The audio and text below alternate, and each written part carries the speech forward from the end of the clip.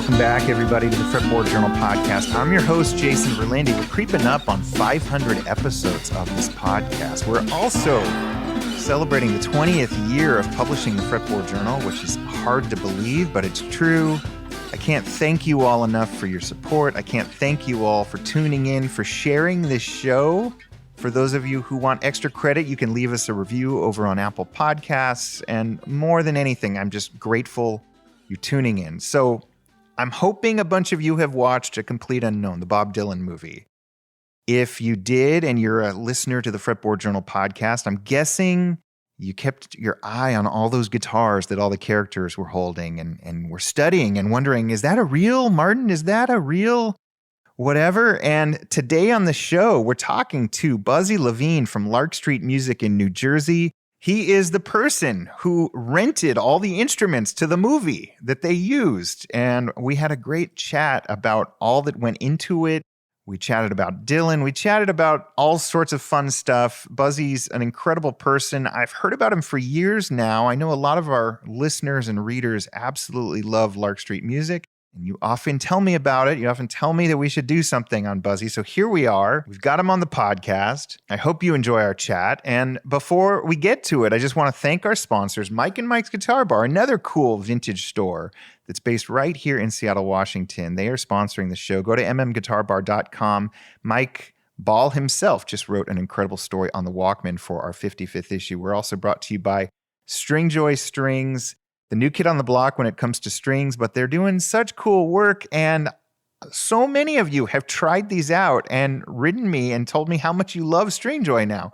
So go to stringjoy.com, use the discount code Fretboard for your first order. They've got acoustic and electric guitar strings. They've got mandolin strings and banjo strings now. They're covering all the Fretboard Journal bases. Tell them the Fretboard Journal sent you. We are also brought to you by our friends at Peghead Nation, one of the coolest music instruction portals around. You can learn Americana, jazz, bluegrass, old-time music, all points in between. And so many of the instructors are former or future Fretboard Journal subjects. It's just an extension of our community like nothing else.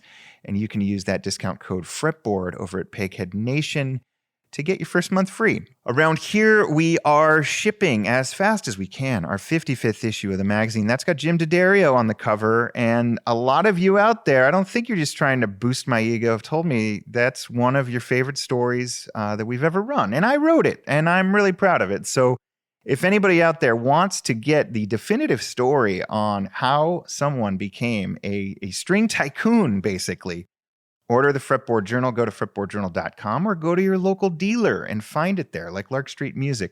The other big news is we are about to announce some pretty big names coming to the Fretboard Summit 2025. So if you want in before it sells out, just go to fretboardsummit.org, click on the register button. You can see all the people who've come to this thing in years past: John Leventhal, Bill Frisell, Blake Mills, Jake Eddy. We're not going to let you down. You can't go wrong. Promise you. If you've been listening to this podcast, if you've been reading our magazine, you're going to have the time of your life at the Fretboard Summit. It's 3 days of guitar fun in Chicago, August 21st to 23rd, 2025.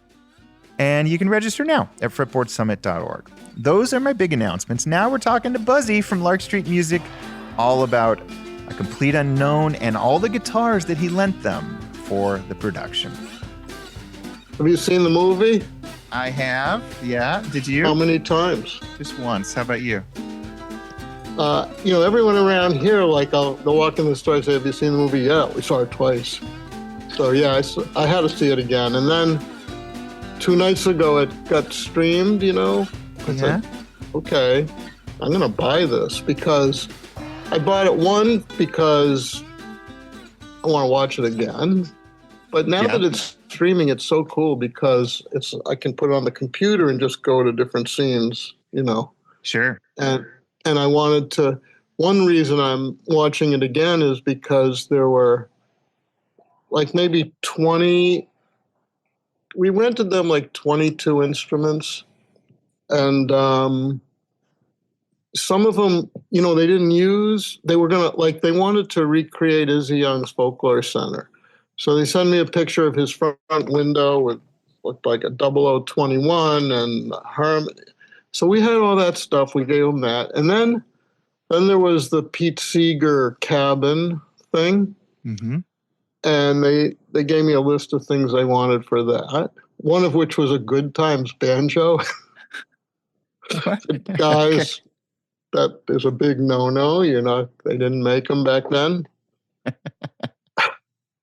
So wait, let's backtrack. Let's backtrack Okay, a little bit. good. Buzzy Levine, incredible. I've heard about your store forever. I have yet to make the pilgrimage. Well, you're way out west. What's that? You're way out west. I'm way out west, but occasionally I make it to Manhattan or Brooklyn or whatever. But anyways, you've had this incredible store for years.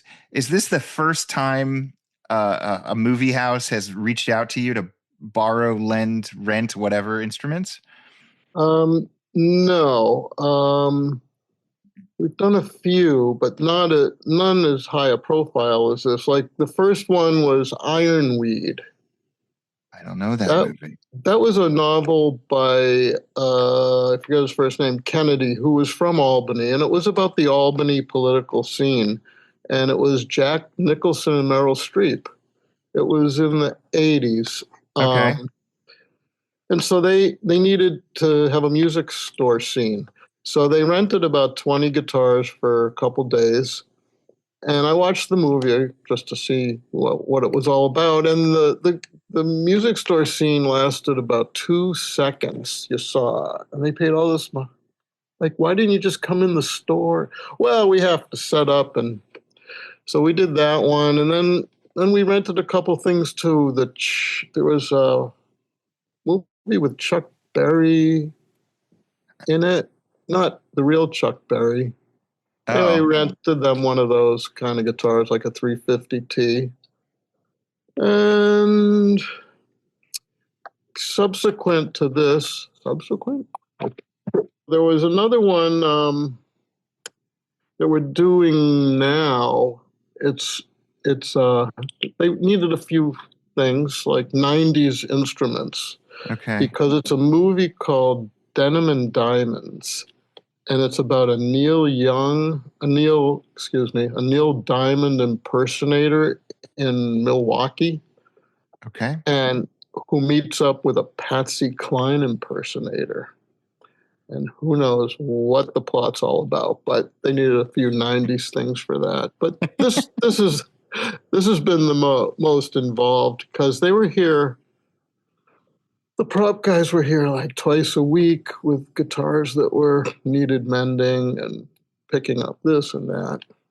So they reach out. Yeah, you've got this Lark Street Music incredible inventory that everybody I know in the greater New York area raves about. But they reached out to you. I assume, maybe I'm wrong, you're already pretty well versed in the world of Bob Dylan. They give you a laundry list of what they want. Is that how it works? Yeah. Okay. Well, this all started. They contacted the prop mistress.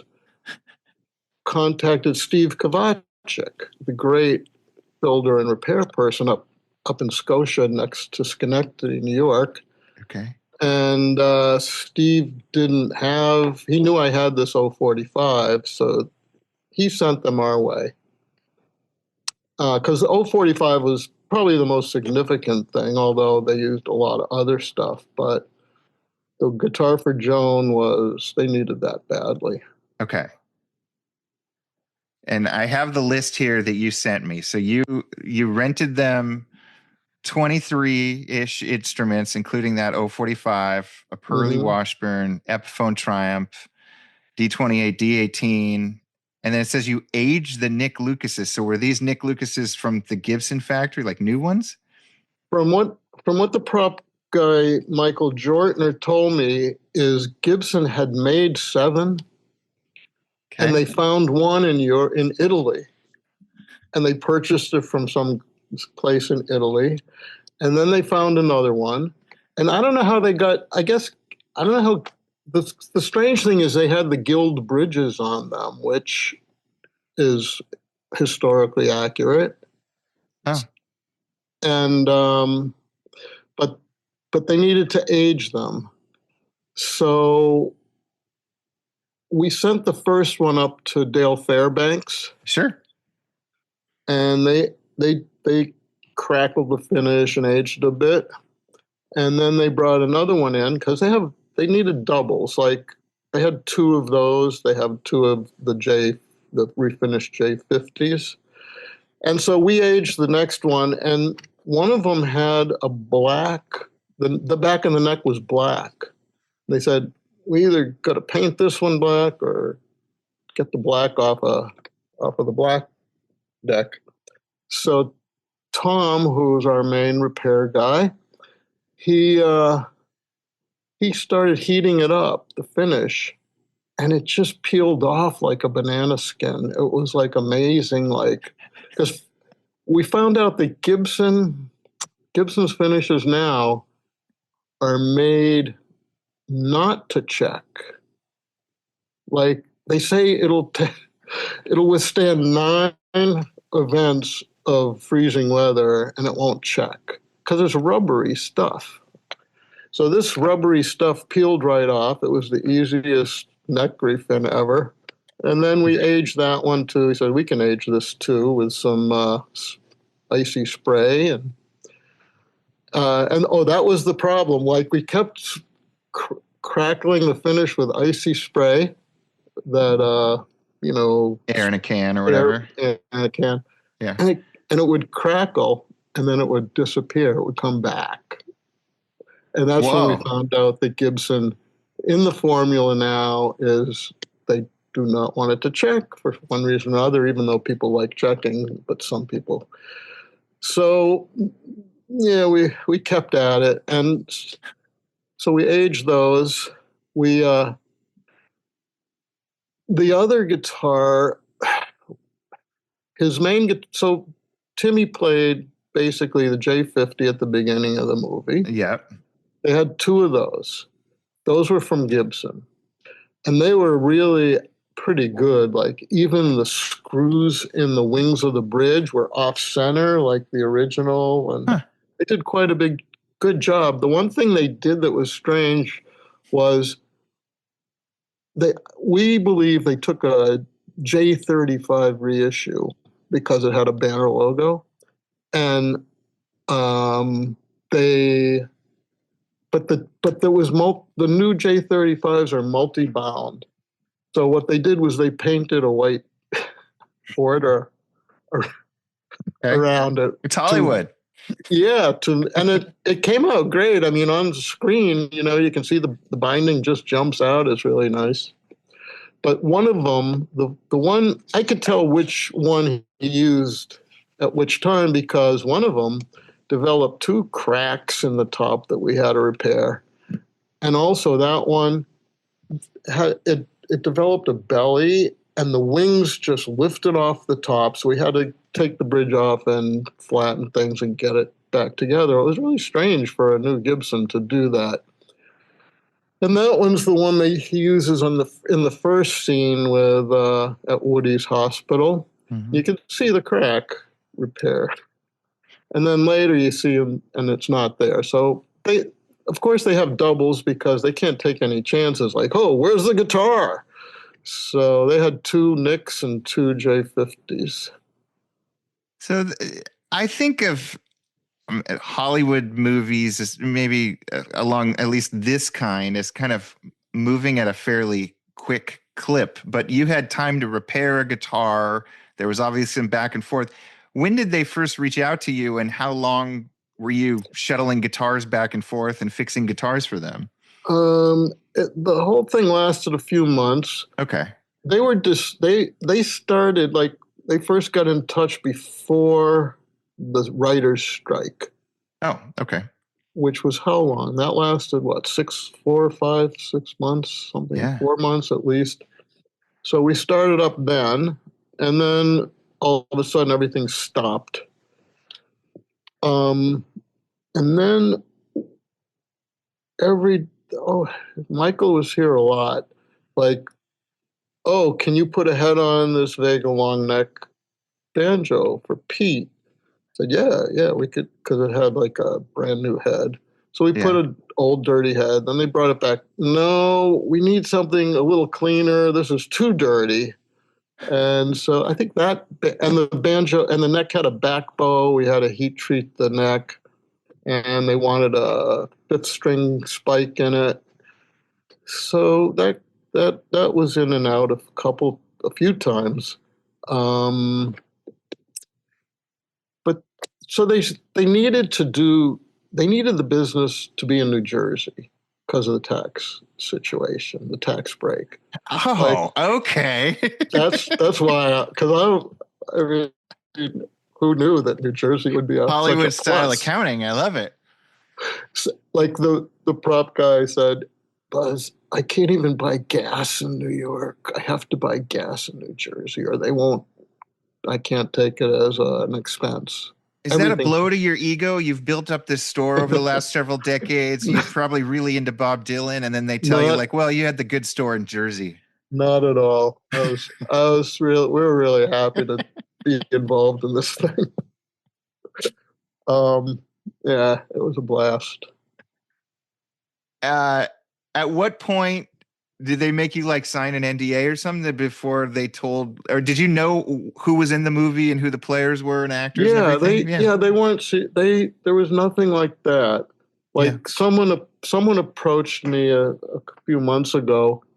Said, well, I need a J200 for a movie we might be filming. I said, oh well, okay. I don't have one right now, but what movie? He said, well, can't really talk about it yet, but well, anyway, it's about Bruce.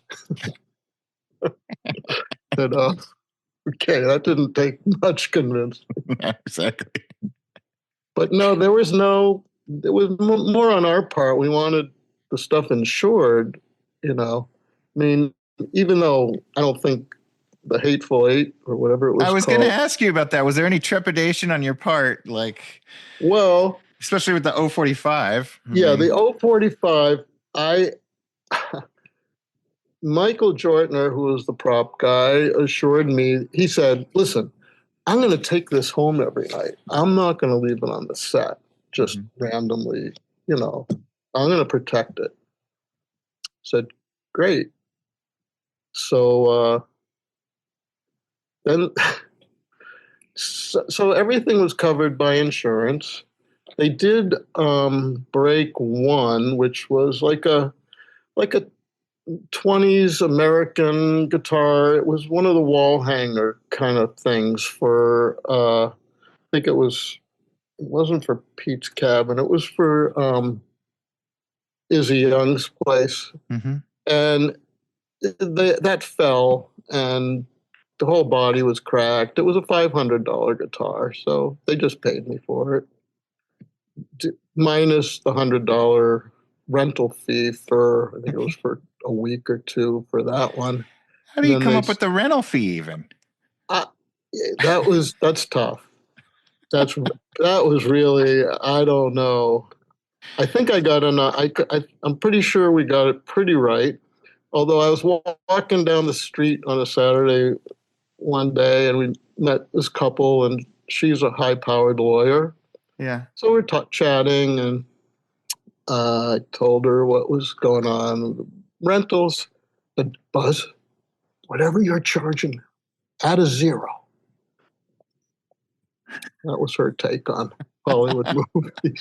I mean, were all these instruments, were these from your personal collection, not for sale, or are they literally from your showroom where you're trying to sell them? No, the 045 was not for sale. I've had that for quite a few years. The other stuff was for sale. Yeah. All of it was hanging in the store. Yeah, there was nothing I was protecting for my own greed or anything, or crazy, like, oh, how I love this guitar. I mean, but since the movie, I've decided not to sell a couple. Oh, I was going to say, you could put it on the more. price tag now, a scene in the movie. Yeah, I could add a zero. Kind of add it somewhere. Yeah.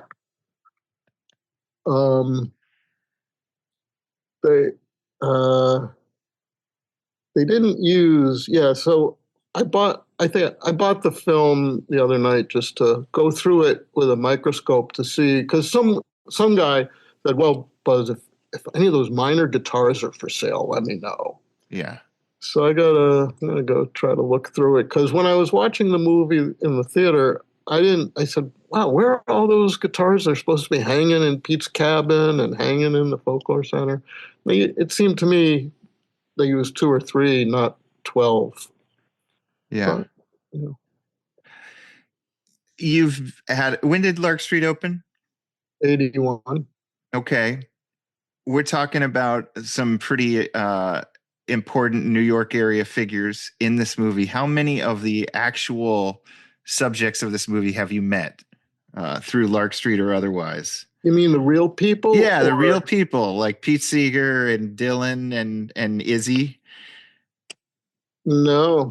I mean, I was like 10 feet away from Bob, but we were in Albany, and Diaz he used to like to come to the store when they were around. Yeah. So they were playing in Troy at RPI, and Caesar asked me if I could pick him up at the Holiday Inn. I said, yeah, and if Bob's there, he can come. Got room for him. So I go into the Holiday Inn. I go to his Caesar's door. He comes out. We're walking down the hallway, and there's this door that says "Do not disturb." Sure. And there's like a dinner outside the door with chicken bones or whatever. So I pointed to the door. I said, "That one?" He says, "Yeah." I said, "So I shouldn't knock, should I?" He said, "That's correct." So, yeah, and then I once had a golden ticket for Bob's concerts from the manager who had bought a guitar here and wanted a discount. Yeah. He said, "Okay, how about a couple tickets?" So I'll give you lifetime tickets. I said, "Wow." Wow. It's another story. Maybe it's not quite proper to. I didn't know you could get a lifetime of tickets to anybody, but that's amazing. Yeah, well, that's over actually. Okay. When one night, a very close friend of mine and a huge Dylan fan from the beginning called me, and he was like 15 minutes from the gig, and he had forgotten his ticket. And he was like 45 minutes. It was like impossible to go back and get it. He said, "Hey, Buzz, could you call your friend and maybe, I bought the ticket, and could you call your friend and maybe get me in?" So I thought about it for a second. I said, "Well, yeah, I mean, we've seen each other several times before the shows." And yeah, I said, "Yeah, he's a friend. He can say no." Well, that was the last time he took my call. Oh, wow. He got the ticket for my friend, but commented that, "Buzz, you're beginning to be a pain in my ass." Oh. Because, when someone gives you something, you can't re-gift something like that. Like, "Oh, yeah, I have a free ticket. I can give it away to anyone I want." And, no, I was totally wrong, to expect that. But what do you do for friends, I gave it a shot. Okay, but I still go to his concerts. I don't mind paying. Yeah. So you obviously love Dylan. Mm-hmm. You have not met him though. You were on the other side of the hotel door. What was your taking aside the element of like, look, that's my guitar on the big screen. Like, what was your reaction to the movie? I love the movie. I was at Newport. We were teenagers, and we used to. I'm from Worcester, Mass, which is maybe an hour and a half hitchhike down to Newport, maybe 2 hours. I don't know. So me and a friend, for each summer, we went 63, 64, 65. We would hitchhike down, and it was just such a mellow. It was so good back then. Big gatherings that you didn't think about weird stuff. It was just very, very easy to exist in that kind of situation. And so we all, I mean, Bob he was like the new guy that was better than everyone else and opening up great, oral delicacies and mind stuff. And so that whole booing thing. Yeah, I was going to ask you, what was your take on the 65 concert? It was, I didn't hear all that booing. I heard a few things, but it wasn't like I was in the middle of that. Like in the movie, it makes it sound like half the crowd was booing him. Yeah. I was talking to Robert Corwin. He was here the other day, and he knows all these people.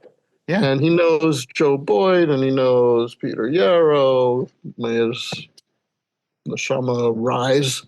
Yes. He was saying that there was booing because Bob left the stage.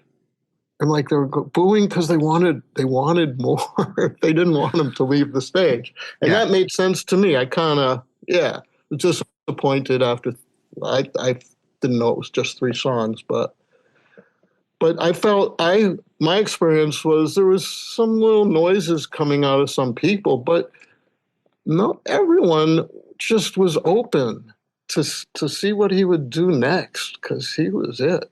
He changed everything. So I wasn't aware of the booing. Yeah. And for anyone listening to this, if you're not up to speed, Robert Corwin has contributed to the Fretboard Journal before, a famous rock and folk photographer who was at all those early Newport folk festivals and took many of the iconic shots that everybody now just takes for granted. He's also a huge guitar collector. He is. Yeah. Yeah, we had a good time. I hadn't seen him in several years, so it was fun. Yeah, I'm glad he got out of Philly to see you. Going back to 65, where were you personally at on your music journey? Were you a folky acoustic player, or were you plugging in too? Yeah, no, I didn't plug in yet. No, I was taking cello in school from 4th grade to like 9th grade. And then the Beverly Hillbillies came on TV. That threw away the cello, took banjo lessons, bought Pete Seeger's Red Book. And then about a year later, started playing guitar. We had a band in the 8th grade called the Freewheelers. Nice. It's a great 8th grade band name. Yeah, played for the Latin class once. Yes, so we were, and I was into like the New Lost City Ramblers and Leo Kottke, or I should say John Fahey first, and then the blues guys, and then we had the Mark Spolstra album. Bob's stuff came out. It was just such a great time because it was such pure, good music. And so I was playing, fingerstyle guitar, and there were 5 siblings. So I was the oldest, and my next brother, Rick, we split a guitar. First, I bought a Harmony Sovereign, a new one, $69 back then. This was in like 63, I guess. And where were you? Where were you growing up? In Worcester, Mass. Okay. Then after that, we saw an ad in the paper for a used 63 J50 for $150. So we split that, and then popped up a D21 for $250 or something like. So yeah, it was all that and I went to UMass Mm-hmm. in Amherst, and sort of, we're listening to all kinds of electric stuff too, of course, like the Beatles, the band, the Stones. And so there was this speed freak that was in the dorm upstairs who played he had a Gretsch country gent. He was into the Who. And I was saying, gee, I'd like to get an electric guitar. He said, hey, Buzz, out in Pittsfield, there's this Les Paul for $120. So I said, what's a Les Paul? Sure. He said, well, look at what Bloomfield's playing and look what Clapton's playing. I said, oh, okay. So this was in 68, I guess.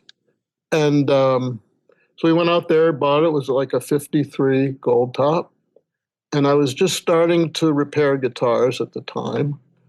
And the first thing I did, get rid of that crappy gold paint. Like, just, no, we want natural wood, boys. This is what it should look like. Yeah, so that was my first electric. How did you learn how to repair guitars? Just self-taught? No. So we had a jug band at UMass. Okay. And the violin player, his name was Jerry Ween, who unfortunately passed away a few years ago. So he had a repair shop in North Leverett, which was about 5 or 7 miles outside Amherst, in this old converted mill. And it was called the Leverett Artists and Craftsmen. And so Jerry had his violin and guitar repair shop.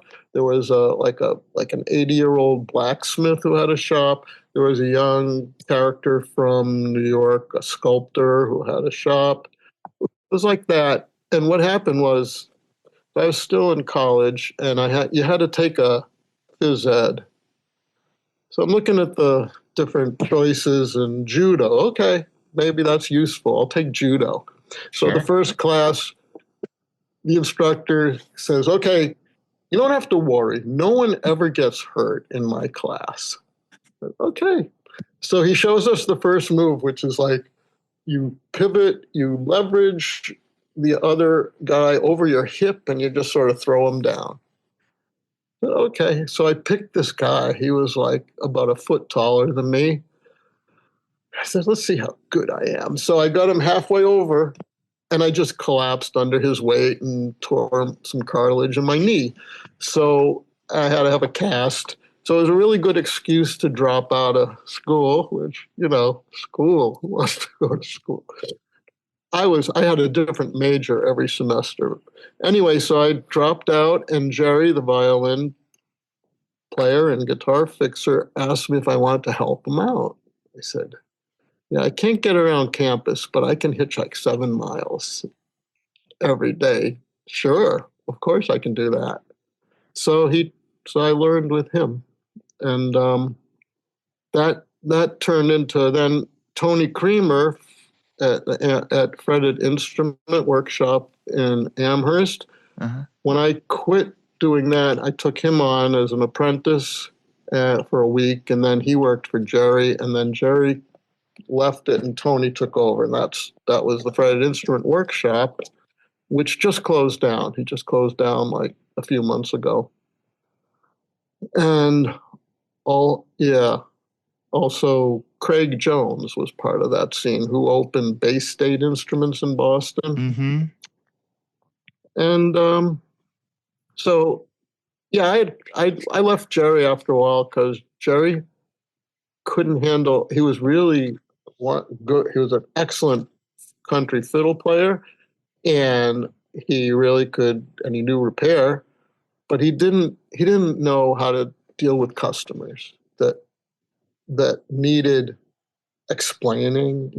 Customers that knew what he was talking about. Hey, he was great, but he had no patience, and so I started getting like an ulcer working there because there was always like some tension with customers. Okay. So that's why I left there. But I always carried my toolbox around with me, and wherever I was, I had work. And just for context, did all of you mass guitar people know each other? Like were the Amherst people knowing what was going on in Lexington, or like is it a tight knit Oh, world?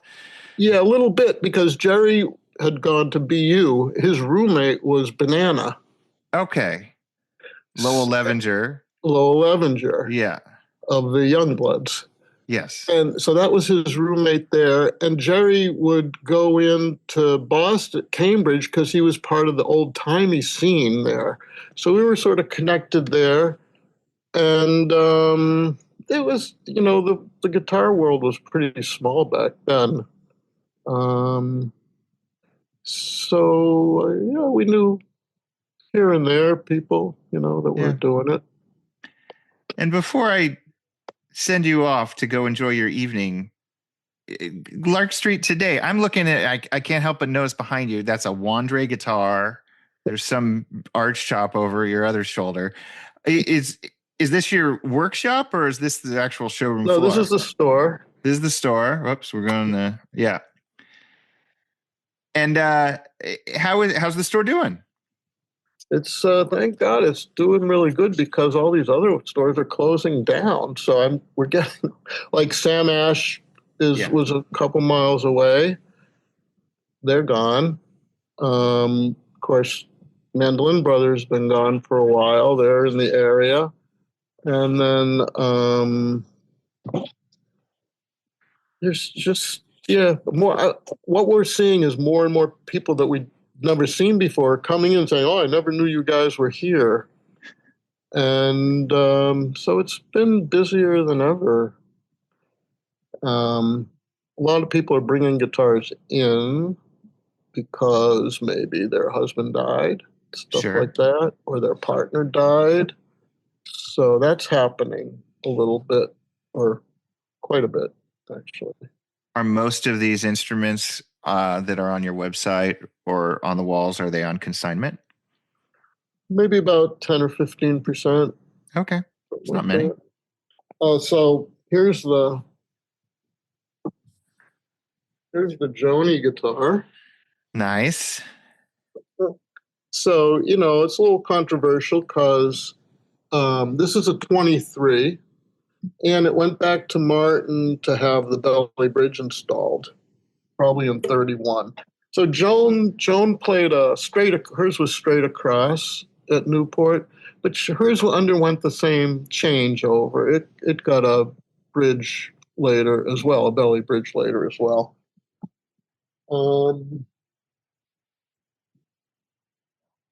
This is, I forgot we're not doing video. That's all right. I'll share this.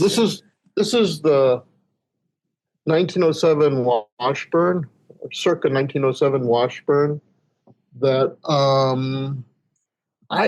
they rented it. I didn't know why, and when I saw the movie, so this is in the scene where they're having the party at Alan Lomax's apartment, and someone hands Timmy a guitar with Pearl on it. I said, "Oh my God, they're using the Washburn too." So he used this. This is the one I think they called me one day and said, "Hey, Buzz, we got some bad news. Your 045 got scratched up, but we'll pay for it. We'll pay whatever you think." So I got back the 045, and it wasn't, I don't know. I think he messed up both of them, actually.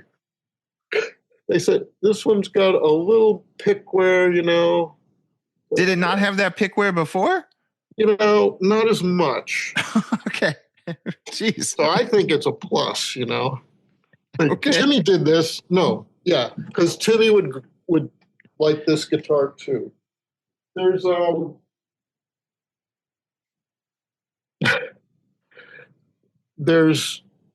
So did you see the New Yorker article about Monica and going into Dan Courtney's Chelsea Guitars in the city? No. So about 3 weeks ago, Okay. they have these little vignettes at the beginning. Yeah, Talk of the Town. And then, so the first one has a little pencil drawing of Monica playing the 045. And they're talking, and she's talking to the sales guy there. And then the New Yorker interviewer is talking to her, and she says, Ed Norton kept grabbing that 045 from me. And I'm reading this and saying, wait a minute. They told me that they're going to guard this like really like the nuclear football. And then the next sentence is, and Ed Norton said to me that, Joan or Monica, you can keep props after a movie. I do it all the time. And she says, are you telling me to steal this guitar? And then I'm like, wait a minute, they're talking about my guitar in the New Yorker. Anyway, so I wrote them a letter, and they published it. Oh, wow. Yeah, we talked about it a couple of times. I said, I know this is not a very literary letter that I wrote. It's just a thing. They said, oh, no, we really like it. I don't know why, but they edited it. They edited out a little snarky remark, and they edited in that Ed was playing Pete Seeger once the moral conscience of America to like accentuate what Ed. But Ed was so amazing in the movie. He nailed it. And also Robert Corwin, who knew Pete, he also approved highly of Ed's impersonation of Pete. It was really good. You saved the movie from having a Deering good time, but in your two viewings of it to date, are there other instrument faux pas that did make it onto the big screen? No, I thought they did a great job. I mean, they consulted with us a little. But they knew what they were doing. Yeah. They even the microphones and the amps, and they really, really were careful. And I didn't see any kind of Back to the Future faux pas. Yeah, it's great. Perfect. Ed was also, so they had that. They needed to get Pete Seeger 12-string for the movie. Yeah. So they hardly exist.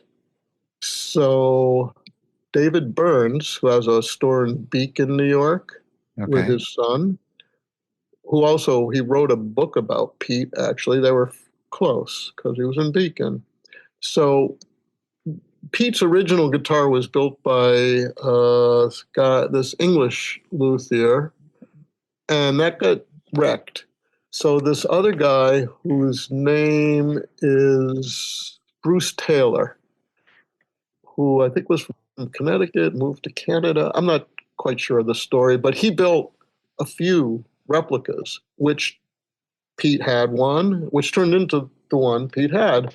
And David had one as well. So they found David and they wanted to rent. So they rented that Pete Seeger triangle hole 12-string from David. And Ed wanted to see Pete's cabin. So David took him over there and checked it out. Comes back to the set and says, you guys have it all wrong. This doesn't look anything like Pete's cabin. Yeah, Ed. Method acting. It's not a documentary. It's a movie. Wow.